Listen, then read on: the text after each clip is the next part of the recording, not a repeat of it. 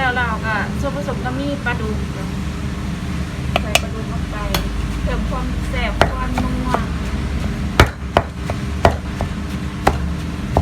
ต้องมีหลายทุก เน้นบกหมี่ว่าเน้นปลา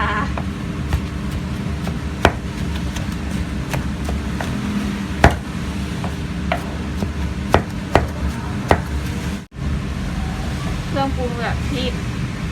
ป่นใส่หลายๆแบบพริกใส่ข้าวคั่วบวงหนึง ทำงานไปหน่อย แป้งนวดใส่น้อยใส่หลาย แต่เราไม่เป็นตัวเสียใจอยู่ เอาปลาเด็กมาทั้งใส่ ตัว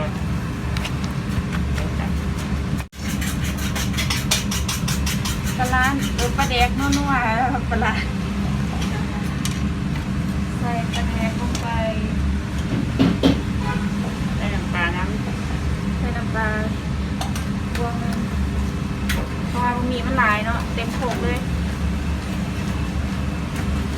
ตำนี่แหละก็แบบนี้ ใส่หอมนะ เอา